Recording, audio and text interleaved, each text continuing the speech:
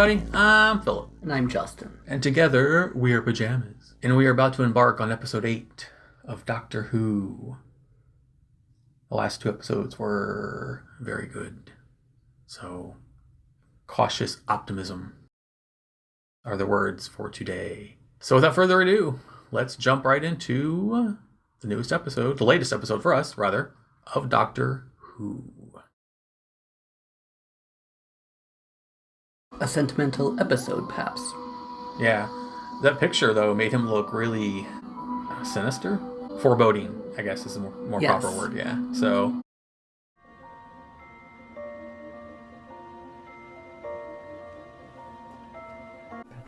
This is it, Jordan. Oh, where?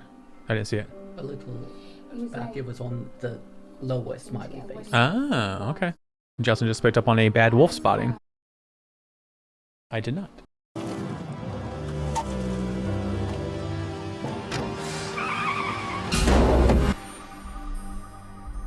Oh, okay, yeah. Right there, I see it. Nice, good eyes. So you can go back and redo things over again. That's the first you and me. It's a very bad idea, 2 sets of us being here at the same time. Just be careful. Oh, okay. There are consequences. Ooh. I did it. I saved your life. It wasn't some big plan. Saw it happening and I thought, I can stop it. I did it again. I picked another stupid ape. What, would you rather him dead? I'm not saying No, that. I get it. You're not the most important man in my life. Let's see how you get on without me then. Give me the key. Hmm. Will you hang around outside the TARDIS waiting for me? And I'll make you wait a long time. No, we can't have purple walls and a purple door. How did you know that that's what I was thinking?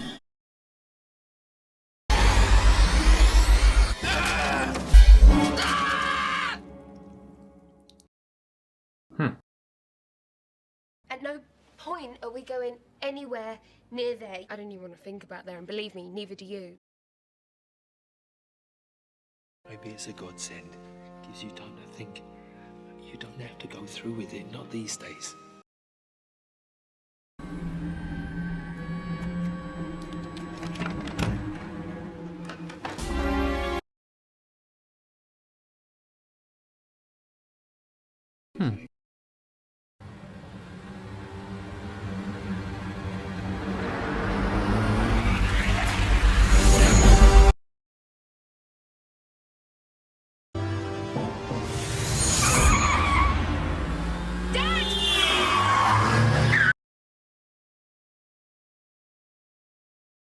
Oh, Pete, you never used to like the mental. Jackie, You're not wait, careful listen. there'll be a wedding and a divorce on the same day.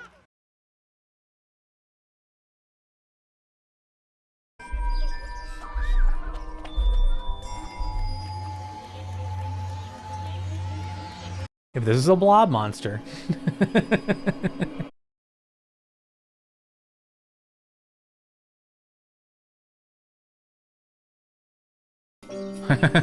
Yeah, run away.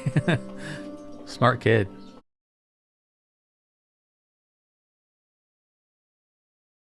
That kid ran to church. Get in the church!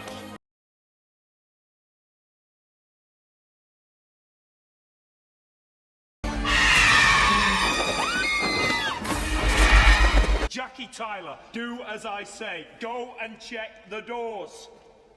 Yes, sir. Been on that ages ago. My dad was out. Time's been damaged and they've come to sterilise the wound.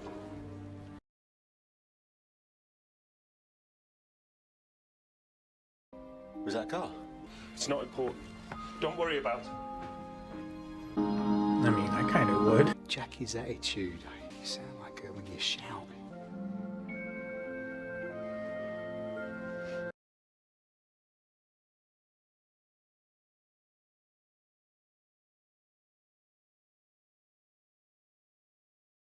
I mean, I suppose I thought that you'd be a bit useless, what with my useless genes and all, but... So, if this mate of yours isn't your boyfriend, then I have to say I'm glad, because being your dad and all, I think is a bit old for you. You got a bloke? Just Didn't recognise him in a suit. You have to let go of me, sweetheart. He just grabs hold of what's passing and holds on for dear life. You're not going to bring about the end of the world, are you? Are you? Can't do anything right, can I? Since you ask, no. So, don't touch the baby.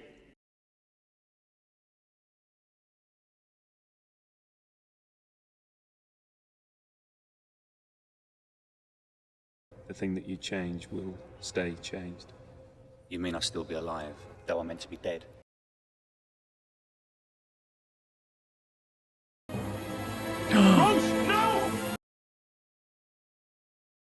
Uh-oh.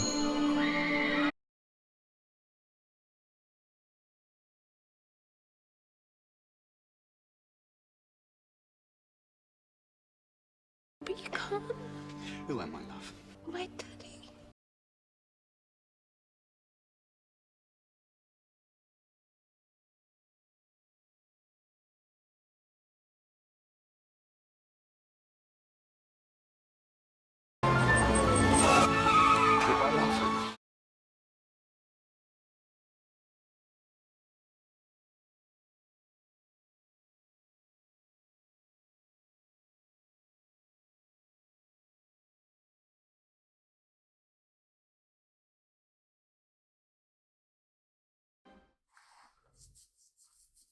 It's quite a bit to process.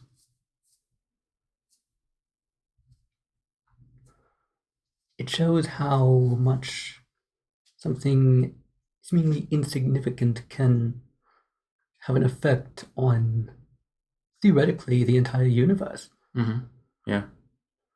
Hence the butterfly effect, which I suspect was what her Brett was hinting at. Very observant. It was referencing to that, and of course the mutated butterfly-looking things wreaking havoc. Yeah, that's true. Being the butterfly effect having their revenge on the entire world. In the form of mutated butterflies. God, I wonder what the cocoons look like before what they are as caterpillars. Oh no. This was a very good episode. This one flew by. This was probably the fastest feeling episode so far. It's especially interesting that the Doctor actually died. Mm-hmm. Throughout many of the episodes, it's given the impression, although not necessarily immortal, but usually does have a plan. Usually does eventually figure out how to solve a problem. Well, unless Charles Dickens is there. This is a very just powerful episode. It's kind of tough. I have friends, one of my best friends lost their father at an early age. So I imagine this one is probably a really difficult watch. But yeah, this was definitely very emotional. It's like a punch to the chest, just like okay, This episode really affected you. It was so sad. Well, I have emotions and I feel things, and I'm empathetic. So, and this is what happens. And I can put myself in someone else's shoes or in someone else's mind space and feel what they're feeling. For years, I thought other people could do that too. And I know it's obnoxious. Like, I'm an empath. It's such an obnoxious thing, and I really don't use it like that. When it comes to emotional stuff, yeah, I'll get emotional if it's like really, really touching or sad or tough. Do you consider it a blessing or a curse, or both? I consider it more of a blessing. Since it looks like it hurts. It's not like the pain I feel every moment of everyday pain. That's a different kind of pain. This is it's like, imagine you're in a pool and the experience, like I don't want to say you're kind of projecting yourself into this situation, into this emotion. Like imagine the water is the emotion and you're getting more and more into it. And then eventually it just depends on how deep the emotion goes is how deep you'll go, or how deep into it you go is how deep it'll go. And then if it's super powerful in some way, it can overtake you. You'll go under. But it's not like a bad, like I'm drowning thing. It's just like you're just immersed and submerged in this emotion and this feeling, and you react accordingly. Like the waves when one drops something into water. Well, in that is whenever dropping something into the water, the rings. No, it's not a ripple effect. No, it's not what I'm just. No, it's. Well, in that it is your effect on the water, and conversely, the rings of this water can come to you. No, it's just like you're standing in water, and then the more emotional it gets, the more submerged you are. That's what I'm saying. There's no real ripple effect going on. It's just it's a submersion. It's not as if I'm seeing Rose and her dad for the first time and it's like ripple, ripple, ripple, a ripple, ripple, ripple. It's like this emotion is just. You're being inundated by it. Yeah, that's more apropos to how it feels. Yeah, because we're inversely, you don't do that with emotions. You don't dive into you study them. You analyze it more. Where I delve into it more. Like you're more analytical. It's like left brain, right brained. When it comes to emotional stuff, you're more left brained, I'm more right brained. As if I'm an independent observer of it. Right, yeah, exactly. Yeah. Honestly, it feels good, but like just the emotion just gets more and more, and you just kind of just let it happen. I don't know if anyone else is like this. This might sound like crazy talk, but it can be dialed back if it's really just so well done that you just almost just let it. You give it permission to. So whereas like I'm not actually pretending that I'm Rose and I'm meeting my father for the first time and he touched my face and boo-hoo. The emotion, the unspoken feeling is what I am losing myself in. I know it's fictional. I know it's not real. I know, but that's beside the point. It's still the emotional. It's the... You're in the moment. Yeah, and the moment is being portrayed in a way that you can get like encapsulated in it and swept under. And while I wasn't like, weeping, I'm also not afraid to let that emotion carry me there. I have no problem crying if something is moving or touching or sad.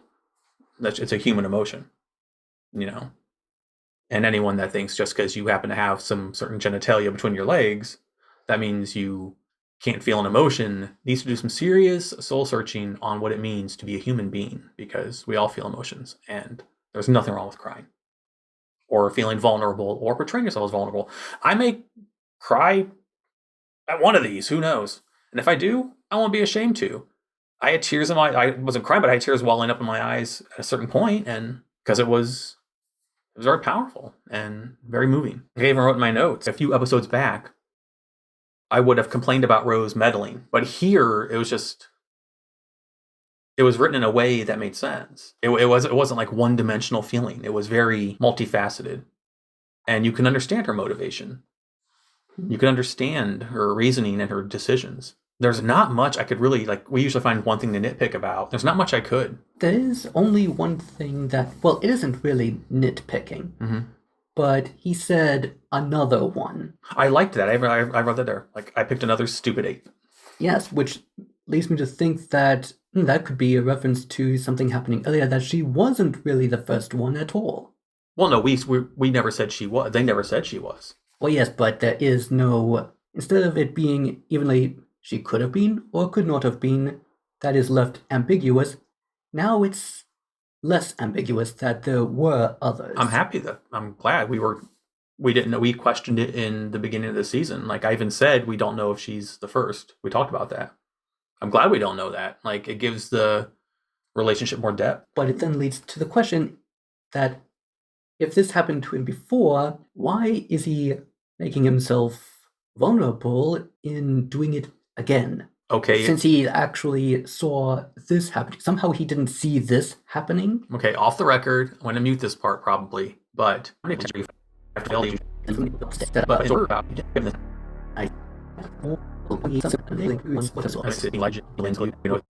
understand what the correlation I'm making? Yes. Okay, that's why the doctor is doing that, I think.